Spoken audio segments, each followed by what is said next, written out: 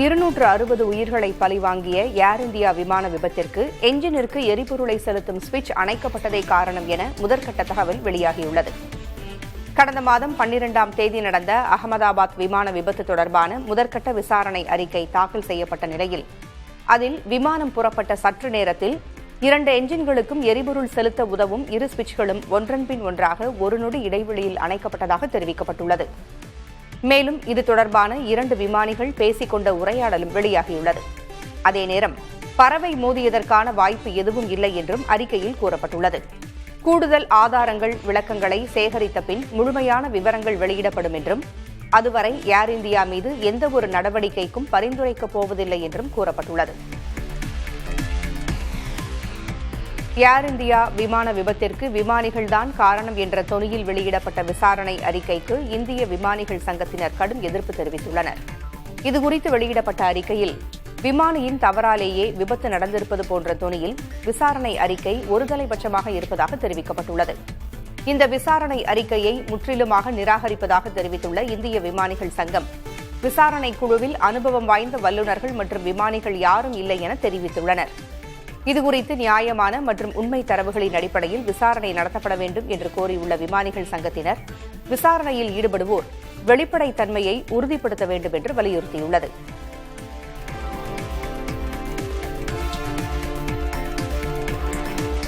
அகமதாபாத் விமான விபத்து தொடர்பான முதற்கட்ட விசாரணை அறிக்கை சமர்ப்பிக்கப்பட்டிருக்கும் நிலையில் பாதிக்கப்பட்டவர்களுக்கு வழங்கப்படும் இழப்பீடு குறித்த புதிய தகவல் வெளியாகியுள்ளது. விமானிகளின் தவறுகளே காரணம் என்று கூறப்படும் சூழலில் இது இழப்பீடு பெறுவதில் எந்த வகையிலும் பாதிப்பை ஏற்படுத்தாது என்று தெரிவிக்கப்பட்டுள்ளது. விமானியின் தவறு சம்பந்தப்பட்டிருந்தாலும் கூட விமான நிறுவனம் மற்றும் விபத்தில் இறந்தவர்களின் குடும்பங்கள் என இருவரும் பொதுவாக இழப்பீடு பெற உரிமை இருப்பதாக தொழில்துறை நிபுணர்கள் தெரிவிக்கின்றனர்.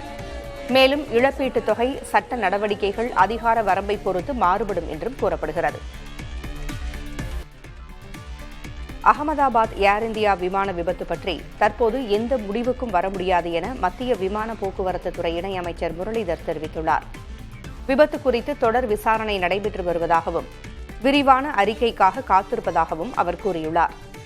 விமானிகள் பேசிய சில வார்த்தைகளை வைத்து என்ன நடந்தது என்பதை முழுமையாக அறிய முடியாது என்றும் குறிப்பிட்டுள்ளார். அகமதாபாத் விமான விபத்து தொடர்பாக முதற்கட்ட விசாரணை அறிக்கை வெளியானதில் விமானிகளின் தவறே காரணம் என பரவலாக பேசப்பட்டு வருகிறது.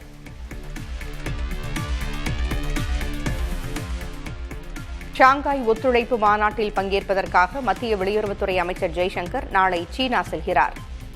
சீனாவின் தியான்ஜினில் ஷாங்காய் ஒத்துழைப்பு மாநாடு நாளை மற்றும் நாளை மறுநாள் நடக்கிறது. இதில் பங்கேற்கச் செல்லும் வெளியுறவுத்துறை அமைச்சர் ஜெய்சங்கர் அந்நாட்டு வெளியுறவுத்துறை அமைச்சர் வாங் யீயையும் சந்தித்து இருதரப்பு உறவுகள் குறித்து கலந்துரையாடுவார் என்று கூறப்படுகிறது. 2020 கிழக்கு லடாக்கில் ஏற்பட்ட இருநாட்டு ராணுவ மோதலுக்கு பிறகு ஜெய்சங்கர் முதன்முறையாக சீனா செல்கிறார்.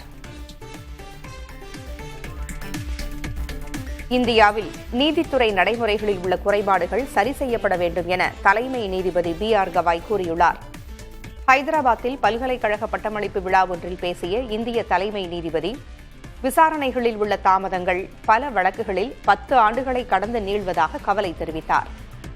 எந்த குற்றமும் இழைக்காதவர்கள் விசாரணை கைதி என்ற பெயரில் பல ஆண்டுகள் சிறையில் கழிப்பது மிகப்பெரிய கொடுமை என்றும் தலைமை நீதிபதி வேதனை தெரிவித்தார். இதுபோன்ற பிரச்சினைகளுக்கெல்லாம் தீர்வு காணப்பட வேண்டியது அவசியம் என்றும் அவர் தெரிவித்தார். ராகுல் காந்தியின் பிரிட்டிஷ் குடியுரிமை குறித்த பொதுநல வழக்கு புதிய ஆதாரங்களின் அடிப்படையில் அலகாபாத் உயர்நீதிமன்றத்தின் லக்னோ கிளையில் மீண்டும் விசாரணைக்கு வந்துள்ளது. ராகுல் தனது பிரிட்டன் குடியுரிமையை மறைத்ததாக கர்நாடக பாஜகவைச் சேர்ந்த விக்னேஷ் சிஷர் மே மாதம் மனு தாக்கல் செய்திருந்தார். ஆனால் ராகுல் காந்தியின் குடியுரிமை நிலை குறித்து மத்திய அரசு உறுதியான அறிக்கை அளிக்க தவறியதால் மனுவை தள்ளுபடி செய்தது. இதையடுத்து தற்போது புதிய வீடியோ ஆதாரங்களுடன் மறுபரிசீலனை மனு தாக்கல் செய்யப்பட்டுள்ளது. ஒவ்வொருவர் உள்ளங்களிலும் மற்றவர்களுக்கு உதவ வேண்டும் என்ற எண்ணம் வளர வேண்டும் என தமிழக ஆளுநர் RN ரவி அறிவுறுத்தியுள்ளார். சென்னை கிண்டியில் நடந்த தனியார் நிகழ்ச்சியில் கலந்து கொண்டு பேசிய ஆளுநர் RN ரவி, மற்றவர்கள் படும் துன்பத்தையும் அவர்களுக்கு உதவ வேண்டும் என்பதை திருவள்ளுவர் திருக்குறளில் கூறியிருப்பதாகவும், பயிர்கள் தண்ணீர் இல்லாமல் காண்கையில்தான் கவலையடைவதாக வள்ளலார் கூறியதையும் தனது பேச்சில் சுட்டிக்காட்டினார். நம்மால் முடிந்தவரை மற்றவர்களுக்கு உதவ முன்வர வேண்டும் என்றும் ஆளுநர் ரவி வலியுறுத்தினார். 2026 சட்டமன்ற தேர்தலில் திமுகவுக்கு நிபந்தனையற்ற ஆதரவு அளிப்பதாக அகில இந்திய பசும்பொன் முன்னேற்றக் கழகம் அறிவித்துள்ளது. அண்ணா அறிவாலயத்தில் முதல்வர் மு.க.ஸ்டாலினை நேரில் சந்தித்த அக்கட்சியின் நிறுவன தலைவர் மூர்த்தி தேவர் ஆதரவு கடிதத்தை வழங்கினார். மகளிர் உரிமைத் தொகை, இலவச பேருந்து, மாணவர்களுக்கான ஊக்கத்தொகை போன்ற திட்டங்களால் திமுகவின் பொற்கால ஆட்சி தொடர வேண்டும் என்று அவர் தனது கடிதத்தில் குறிப்பிட்டுள்ளார். இந்த 4 ஆண்டுகளான ஆட்சி தமிழகத்தினுடைய நம்பிக்கையாகவும் தமிழர்களுக்கான அடையாளமாக ஆகப்பெரிய அகில இந்திய அளவிலே போற்றக்கூடிய நம் தமிழகத்தினுடைய முதல்வருக்கு எங்களுடைய அகில இந்திய பசுமை முன்னேற்ற கழகத்தின் சார்பில் 2026க்கான சட்டமன்ற தேர்தலுக்கான ஆதரவினை நாங்கள் தெரிவித்துள்ளோம். செஞ்சிக்கோட்டையை வரலாற்று சின்னமாக யுனெஸ்கோ அறிவித்ததை செஞ்சி எம்எல்ஏ மஸ்தான் தொகுதி மக்களோடு சேர்ந்து கொண்டாடினார். செஞ்சி பிரதான சாலையில் மக்கள் பட்டாசு வெடித்து கொண்டாடிய நிலையில் மக்களுக்கு இனிப்பு வழங்கி செஞ்சி மஸ்தான் தனது மகிழ்ச்சியை வெளிப்படுத்தினார். யுனெஸ்கோவின் அறிவிப்பால் செஞ்சி பெரிய சுற்றுலா தலமாக வளர்ச்சியடையும் என அப்பகுதி மக்கள் நம்பிக்கை தெரிவித்துள்ளனர்.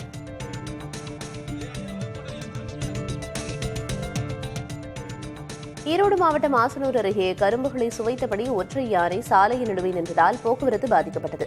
வனப்பகுதியிலிருந்து வெளியேறிய ஒற்றை காட்டு யானை ஆசனூரிலிருந்து திம்பம் செல்லும் சாலையில் நின்றதால் இருபுறங்களிலும் வாகனங்கள் அணிவகுத்து நின்றன. சிறிது நேரம் கழித்து யானை தானாகவே வனப்பகுதிக்குள் சென்றது. சாலையில் உலாவரும் யானையை அடர் வனப்பகுதிக்கு அனுப்ப நடவடிக்கை எடுக்க வேண்டும் என வாகன ஓட்டிகள் கோரிக்கை விடுத்துள்ளனர். காவல்துறையினரை கண்டித்து பழனி கோயில் காவலாளிகள் பணியை புறக்கணித்து தர்ணாவில் ஈடுபட்டதால் பரபரப்பு நிலவியது. பழனி கோயிலில் பெண் வழக்கறிஞருக்கும் கோயில் காவலாளி மதுரை வீரன் என்பவருக்கும் இடையே தகராறு ஏற்பட்டதாக கூறப்படுகிறது. இதைத் தொடர்ந்து காவல்துறையினர் மதுரை வீரனை விசாரணைக்காக காவல் நிலையம் அழைத்துச் சென்றுள்ளனர். இதை அறிந்த கோயில் காவலாளிகள் காவல் நிலையம் முன்பு தர்ணாவில் ஈடுபட்டனர். கோயில் நிர்வாகம் தரப்பில் பேச்சுவார்த்தை நடத்தியதைத் தொடர்ந்து போராட்டம் விலக்கிக் கொள்ளப்பட்டது. இதனிடையே பழனி கோயில் நிர்வாகத்தை கண்டித்து வழக்கறிஞர்களும் போராட்டத்தில் ஈடுபட்டனர்.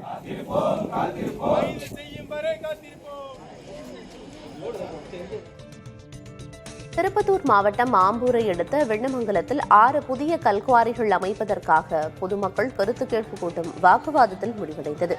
கல்குவாரி அமைக்க பொதுமக்கள் ஒரு பிரிவினர் ஆதரவளித்த நிலையில் சுற்றுச்சூழல் ஆர்வலர் முகிலன் மற்றும் விவசாயிகள் கடும் எதிர்ப்பு தெரிவித்தனர். கல்குவாரி ஆதரவு தரப்பிற்கும் எதிர்ப்பு தரப்பிற்கும் இடையே கடும் வாக்குவாதம் ஏற்பட்டது.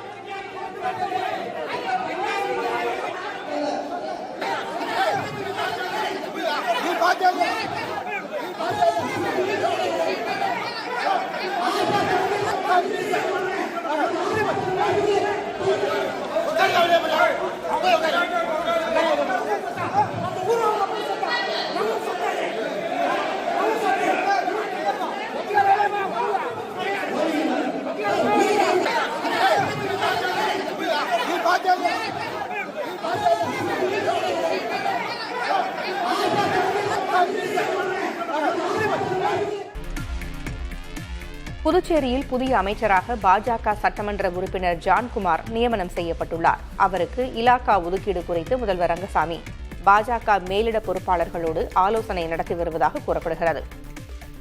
அதேபோல பாஜகவைச் சேர்ந்த 3 பேர் புதிய நியமன எம்எல்ஏக்களாக அறிவிக்கப்பட்டுள்ளனர்.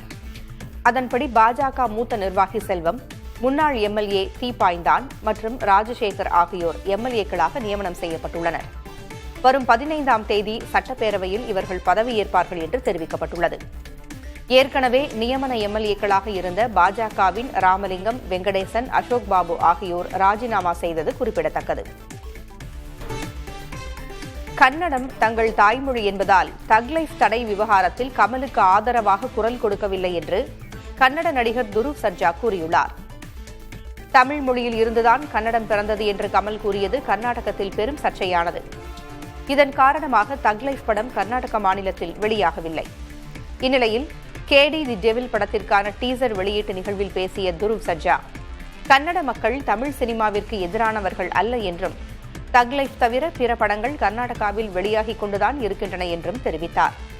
கமலின் கருத்து கன்னட மக்களின் உணர்வுகளை புண்படுத்தியதால் தான் தக் லைஃப் படத்தை வெளியிட முடியாத சூழல் ஏற்பட்டதாகவும் அவர் கூறினார். சென்னை அருகே உள்ள ஃபாக்ஸ்கான் ஆலையில் ஐபோன்கள் உற்பத்தியை அரசு கவனித்து வருவதாக தகவல்கள் வெளியாகியுள்ளன. ஆப்பிளின் ஐபோன்களை உற்பத்தி செய்யும் ஃபாக்ஸ்கான் ஆலையிலிருந்து சீன பொறியாளர்கள் மற்றும் தொழில்நுட்ப வல்லுநர்களும் வெளியேறி வருகின்றனர். இதனால் ஐபோன் 17 சீரிஸ் உற்பத்தி பாதிக்கப்பட வாய்ப்பிருப்பதாக தகவல்கள் வெளியாகின. இந்நிலையில் உற்பத்திக்கு பாதிப்பு ஏற்படாது என்றும் ஆப்பிள் நிறுவனத்தின் திட்டப்படி உற்பத்தியை விரிவாக்கும் முயற்சியில் இருப்பதாகவும் ஃபாக்ஸ்கான் அதிகாரிகள் தெரிவித்துள்ளனர்.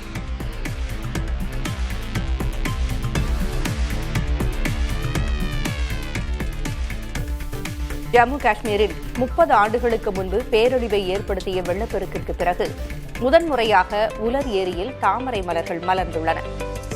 1992 ஏற்பட்ட பெருவெள்ளம் உலர் ஏரியின் வளமான சுற்றுச்சூழல் அமைப்பை அழித்ததைத் தொடர்ந்து ஆசியாவின் 2வது பெரிய நன்னீர் ஏரியான உலர் ஏரியில் தற்போதுதான் தாமரை மலர்ந்துள்ளது. 200 சதுர கிலோமீட்டர் பரப்பளவில் அமைந்துள்ள இந்த ஏரியில் இளஞ்சிவப்பு நிறத்தில் மலர்ந்துள்ள தாமரை மலர்கள் அப்பகுதி மக்களுக்கு மலரும் நினைவலைகளை கொடுத்துள்ளது.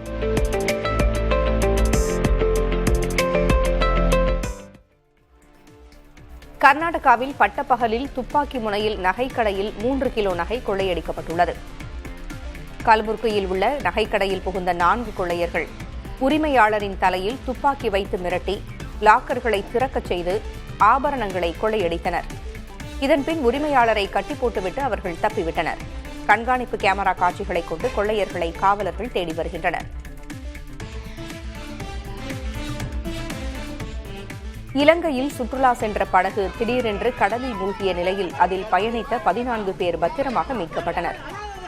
நெடுந்தீவுக்கு சுற்றுலா சென்றுவிட்டு திரும்பும்போது படகில் கோளாறு ஏற்பட்டு கடலில் மூழ்கத் தொடங்கியது. இதை பார்த்த அவ்வழியே சென்ற மற்றொரு தனியார் படகில் இருந்தவர்கள் கடலில் தத்தளித்தவர்களை மீட்டனர். தகவல் அறிந்து வந்த இலங்கை கடற்படையினர் மீட்கப்பட்டவர்களை தங்களது படகில் ஏற்றி குறிகாட்டுவானை துறைமுகத்திற்கு அழைத்து வந்தனர்.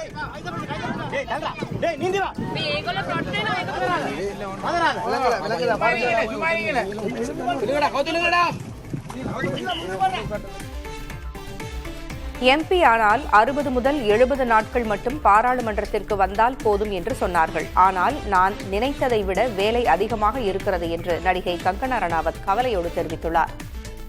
இமாச்சல பிரதேசத்தின் மாண்டி தொகுதி எம்பியான அவர் சமீபத்தில் அளித்த பேட்டியில், வருடத்தில் 70 நாட்கள்தான் எம்பி வேலை இருக்கும், மற்ற நாட்களில் நீங்கள் வேறு வேலைகளை பார்க்கலாம் என்று சிலர் வாக்களித்திருந்ததாகவும், ஆனால் வருடம் முழுக்கவே வேலை இருப்பதாகவும் அவர் வருத்தத்தோடு கூறியிருக்கிறார். திருமணம் என்ற கருத்தில் தனக்கு நம்பிக்கை இல்லை என நடிகை ஸ்ருதிஹாசன் மனம் திறந்து பேசியுள்ளார். திருமண வாழ்க்கை, குழந்தைகள் குறித்து பேசியுள்ள அவர், திருமணம் என்ற ஐடியாவே தனக்கு பயமாக இருப்பதாக தெரிவித்துள்ளார். தன்னுடைய வாழ்க்கை முறை மிகவும் மாறுபட்டது என்று குறிப்பிட்ட ஸ்ருதிஹாசன், ஆனால் தனக்கு தாயாக வேண்டும் என்ற விருப்பம் எப்போதும் உண்டு என்றும் கூறியுள்ளார். எனினும் கமிட்மெண்டில் தனக்கு நம்பிக்கை இருப்பதாகவும் அவர் தெரிவித்துள்ளார். ஒரு குழந்தையை வளர்க்க தாய், தந்தை இருவரின் பங்களிப்பு அவசியம் என்று குறிப்பிட்டுள்ள ஸ்ருதிஹாசன், அதற்காக சிங்கிள் மதராக இருப்பவர்களை அவமதிக்கவில்லை என்றும் தெரிவித்துள்ளார். குழந்தைகளை தத்தெடுப்பது பற்றி வேண்டுமானால் சிந்திப்பேன் என்றும் ஸ்ருதிஹாசன் தனது விருப்பத்தை கூறியுள்ளார்.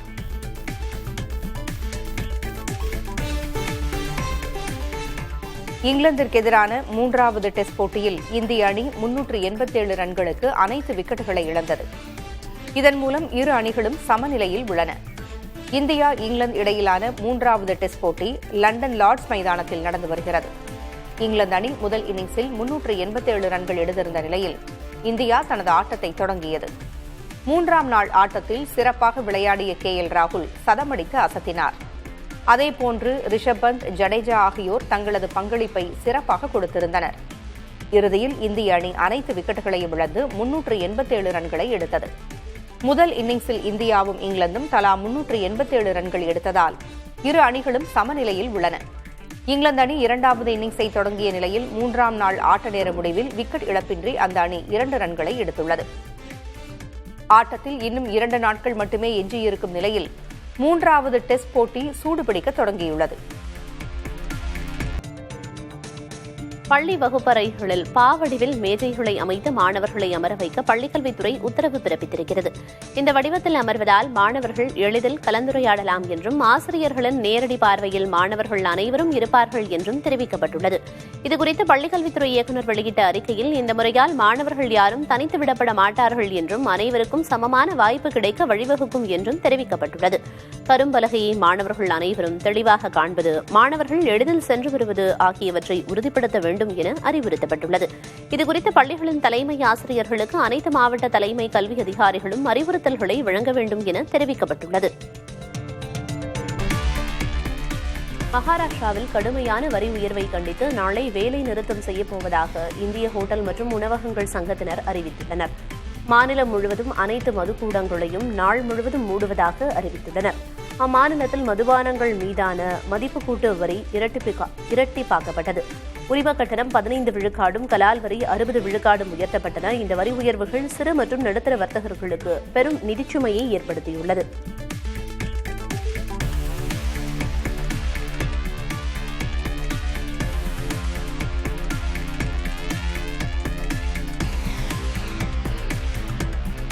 கர்நாடகாவின் கோகர்னா கடற்கரை அருகே ஒரு குகையில் 2 பிள்ளைகளுடன் சட்டவிரோதமாக தங்கியிருந்த ரஷ்ய பெண்ணை காவல்துறையினர் மீட்டுள்ளனர்.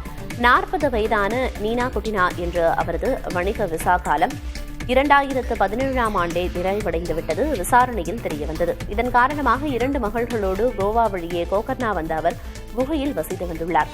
பல ஆண்டுகளுக்கு முன்பே விசா காலம் முடிந்தும் இந்தியாவில் சட்டவிரோதமாக தங்கியிருந்தது ஏன் என்பது குறித்து விசாரிக்கப்பட்டு வருகிறது.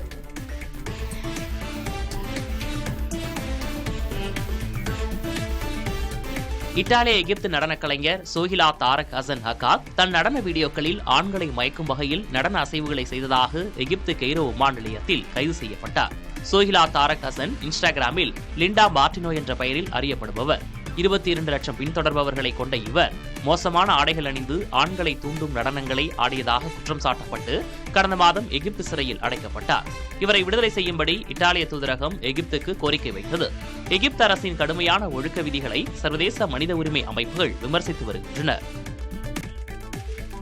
மத்திய அமைச்சரும் நடிகருமான சுரேஷ் கோபி புலிப்பல் என சந்தேகிக்கப்படும் பதக்கம் அணிந்திருந்ததாக கூறப்படும் குற்றச்சாட்டு குறித்து கேரள வனத்துறை விசாரணையை தொடங்கியுள்ளது. புகார்தாரர் முகமது ஹஷீம் ஜூலை 21 அன்று வாக்குமூலம் அளிக்க அழைக்கப்பட்டுள்ளார். புகார்தாரரின் வாக்குமூலத்திற்கு பிறகு சுரேஷ் கோபிக்கு சமன் அனுப்பப்பட்டு விசாரணை நடத்தப்படும் என்று கூறப்பட்டுள்ளது. புகழ்பெற்ற திருச்செந்தூர் முருகன் கோயிலில் கோவை மாவட்டத்தைச் சேர்ந்த கலைக்குழுவினரின் வள்ளிக்கும்மி நடனம் ஆடி அசத்தினர். கோவில் கலையரங்கில் நடத்தப்பட்ட வள்ளிக்கும்மி ஆட்டத்தில் குழந்தைகள் முதல் பெரியவர்கள் வரை வண்ணமயமான சீருடையோடு உற்சாகமாக நடனமாடினர். கடந்த திங்களன்று நடைபெற்ற திருக்குட நன்னீராட்டு விழாவின் போது வள்ளிக்கும்மி ஆட திட்டமிட்டிருந்த நிலையில் கட்டுக்கடங்காத கூட்டம் காரணமாக ஒத்திவைக்கப்பட்டது.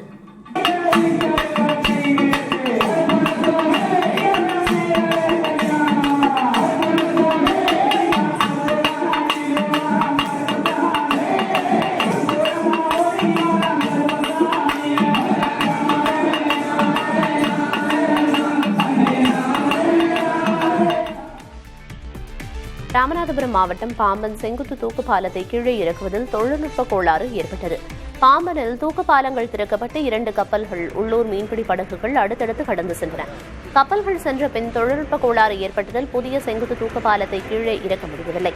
தொழில்நுட்ப கோளாறை சரிசெய்தும் தண்டவாளத்துடன் தூக்கு பாலம் சமமாக சேராமல் இருந்தது. இதையடுத்து ஊழியர்கள் செங்குத்து தூக்கு பாலத்தை மீண்டும் மேலே ஏற்றி இறக்கி சரி செய்தனர். இதனால் விழுப்புரம் இன்டர்சிட்டி மற்றும் தாம்பரம் விரைவு ரயில்கள் தாமதமாக இயக்கப்பட்டன.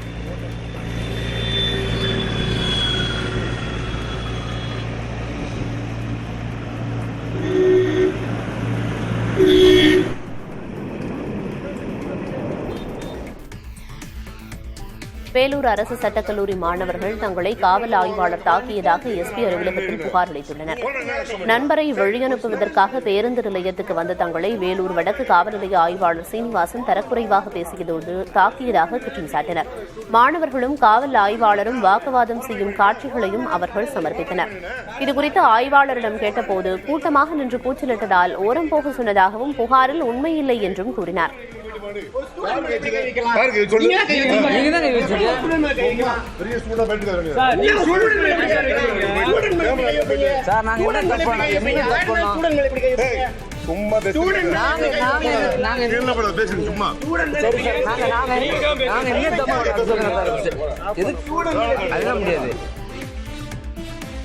தென்னாப்பிரிக்காவில் சிறுத்தை ஒன்று முன்னங்கால்களை தூக்கிக் கொண்டு பின்னங்கால்கள் மூலம் உட்கார்ந்திருக்கும் அரிய வீடியோ வெளியாகியுள்ளது.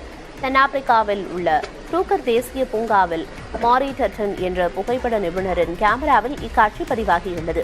ஒரு மனிதனைப் போல சிறுத்தை உட்கார்ந்து கொண்டும் நின்று கொண்டும் உள்ள காட்சிகள் சமூக வலைதளங்களில் பரவி வருகின்றன.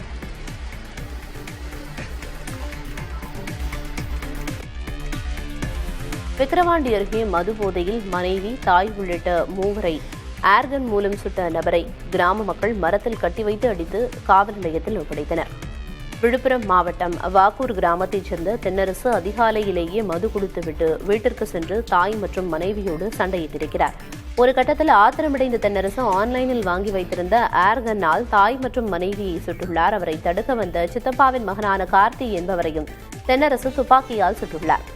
தொடர்ந்து தென்னரசை பிடித்த கிராம மக்கள் மரத்தில் கட்டி வைத்து அடித்து காவல் நிலையத்தில் ஒப்படைத்தனர். இதில் படுகாயமடைந்த கார்த்தி சிகிச்சை பலனின்றி உயிரிழந்தார். எம்பி ஆனால் 60 முதல் 70 நாட்கள் மட்டும் பாராளுமன்றத்திற்கு வந்தால் போதும் என்று சொன்னார்கள். ஆனால் நான் நினைத்ததை விட வேலை அதிகமாக இருக்கிறது என்று நடிகை கங்கனா ரணாவத் கவலையோடு தெரிவித்துள்ளார். இமாச்சல பிரதேசத்தின் மாண்டே தொகுதி எம்பியான அவர் சமீபத்தில் அளித்த பேட்டியில், வருடத்தில் 70 நாட்கள் தான் எம்பி வேலை இருக்கும், மற்ற நாட்களில் நீங்கள் வேறு வேலைகளை பார்க்கலாம் என்று சிலர் வாக்களித்திருந்ததாகவும், ஆனால் வருடம் முழுக்கவே வேலை இருப்பதாகவும் அவர் வருத்தத்தோடு கூறியிருக்கிறார். இணையத்தில் வைரலாகியுள்ள லாபுபு பொம்மைகளை மெசபடோமிய புராணங்களில் வரும் பசுசு என்ற அரக்கனோடு ஒப்பிடப்படுவது நெட்டிசன்களிடையே விவாதத்தை கிளப்பியுள்ளது. ஹாங்காங்கின் பொம்மை நிறுவனமான பாப்மார்ட் காசிங்லுங் என்ற கலைஞரோடு இணைந்து விசித்திரமான மற்றும் அகன்ற கண்களை கொண்ட லாபுபு என்ற பொம்மைகளை அறிமுகப்படுத்தியது. இது மெசபடோமிய புராணங்களில் வரும் பசுசு என்ற அரக்கனின் உருவ அமைப்பை ஒத்திருப்பதாக ஒரு தரப்பினர் கூறுகின்றனர். லாபுபு பொம்மைகளால் வீட்டுக்குள் கெட்ட சகுனங்கள் இருப்பதாக வீடியோக்களும் பரவுகின்றன.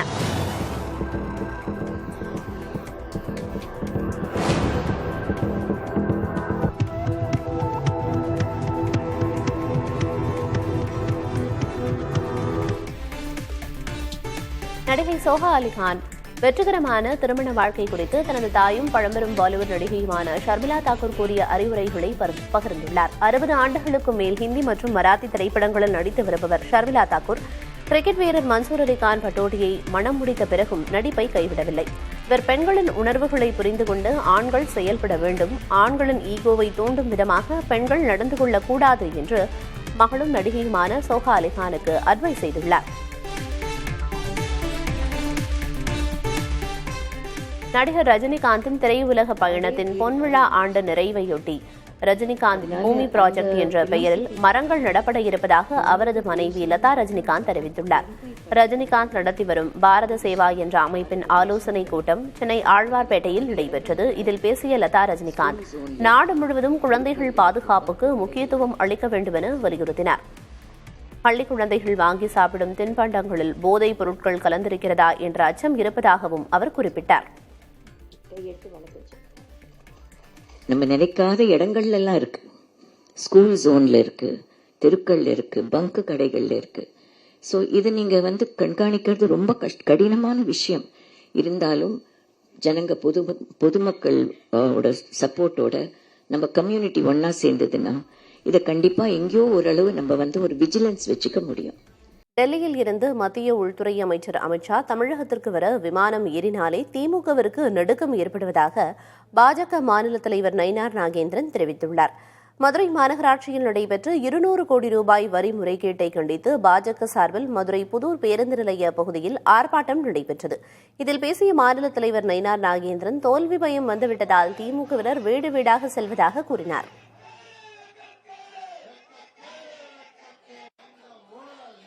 திமுக தலைவர் ஓரணியில் தமிழகம் வீடு வீடா போறார், ரோடு ஷோ போறார். ஏன் போறார் அப்படின்னு சொன்னா இன்னைக்கு அவர்களுக்கு தோல்வி பயம் வந்துவிட்டது. அமித்ஷா அவர்கள் என்னைக்கு மதுரைக்கு வந்து மீண்டும் ஒரு கூட்டணியை கடந்த 8ஆம் தேதி ஒரு பெரிய மாநாடு போல ஒரு கூட்டத்தை நடத்திவிட்டு சென்று விட்டாரோ, அமித்ஷா டெல்லியிலிருந்து பிளைட் தமிழ்நாட்டுக்கு ஏறுகிறார்னு சொன்னாலே ஒரு நடுக்க இருக்கு திமுக காரங்களுக்கு. திமுக கூட்டணி உடையும் என்ற எல் முருகனின் கனவு ஒரு நாளும் பலிக்காது என திமுக அமைப்பு செயலாளர் RS பாரதி தெரிவித்துள்ளார். அவர் கனவு ஒரு நாளும் பலிக்காது. அவங்க கூட்டணி ஏற்கனவே சுக்கு நூலாய் நிக்குது. எந்த இது வந்து இரும்பு போல ஸ்ட்ராங்கா இருக்கிற கூட்டணி எந்த சக்தியாலும் முறியடிக்க முடியாது. மோடி முயன்று பார்த்தார், அமித்ஷா முயன்று பார்த்தார், அவர்களாலே முடியாத இந்த சின்ன அரசியல் குட்டி மந்திரிகள் எல்லாம் ஒன்றும் முடியாது.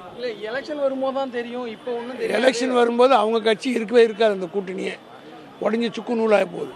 ஏற்கனவே 4 கோலமாக இருக்குது, அது 10 கோலமாகும். ராமதாசின் தைலாபுரம் இல்லத்தில் ஒட்டு கேட்கும் கருவி வைக்கப்பட்டது குறித்து துப்பறியும் தனியார் நிறுவனத்தினர் ஆய்வு மேற்கொண்டுள்ளனர். ஒட்டு கேட்கும் கருவி வைக்கப்பட்ட விவகாரத்தில் உரிய விசாரணை நடத்த வேண்டும் என கட்சியின் மூத்த நிர்வாகி பாலு கூறியிருந்த நிலையில் இந்த ஆய்வு மேற்கொள்ளப்பட்டிருக்கிறது. ஆய்வின் போது மருத்துவர் ராமதாஸ் இல்லத்திற்குள் கட்சி நிர்வாகிகள் யாரும் அனுமதிக்கப்படவில்லை. 3 மணி நேரம் நடந்த ஆய்வுக்கு பிறகு செய்தியாளர்களை சந்தித்த ராமதாஸ், ஆய்வறிக்கை கிடைத்த பிறகே சட்ட நடவடிக்கை எடுப்பது குறித்து முடிவெடுக்கப்படும் என தெரிவித்தார்.